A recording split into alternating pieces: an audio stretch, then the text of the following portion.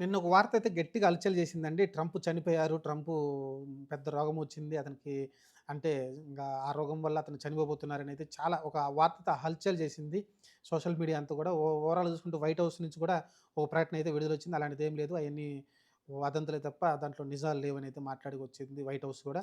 ఇంక చూసుకుంటే అసలకి ట్రంప్‌కి ఏమైంది ఏంటి అని చూసుకుంటే రీసెంట్‌గా ట్రంప్ కూడా చాలా అనారోగ్యంగా ఉన్నారని చెప్పుకొచ్చారు. అలానే కాళ్ళు, చేతులన్నీ వాపులు రావడం కావచ్చు, లేకుంటే ఏదైతే ఒక చిన్న గాయం ఒక చేతికి ఈ ఏరియాలో చేతికి ఒక చిన్న గాయమైతే అక్కడ బ్లడ్ సర్క్యులేషన్ లేక మొత్తం బ్లాక్ అయిపోయిందంట. అలా ఏదైతే ఒక చోట గాయమైతే ఇమ్మీడియేట్‌గా అక్కడ యాక్చువల్‌గా మానిపోవాలి. కానీ 79 సంవత్సరాలు ఉన్న ట్రంప్‌కైతే గాయాలైతే మానట్లేదంట.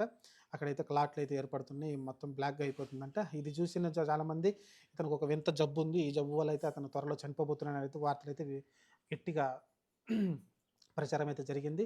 ఓవరాల్‌గా వైట్ హౌస్ అయితే దీన్నైతే ఖండించింది. అలాంటిదేం లేదు. ట్రంప్ ఆరోగ్యంగానే ఉన్నారని మాట్లాడుకొచ్చారు. అలానే చూసుకుంటే ఉపాధ్యక్షుడు ఎవరైతే ఉన్నారో అతను గూడా రీసెంట్‌గా ఒక ప్రకటన చేశాడు. ఏదైతే ఇప్పుడు నేను ఉపాధ్యక్షుడిగా పనిచేస్తూ ఉన్నానో, ఈ ఈ ఎక్స్‌పీరియన్స్ తోటి నేను అధ్యక్షుడిగా గూడా అంటే ఒక రకంగా అధ్యక్షుడని మాట వాడలేదు.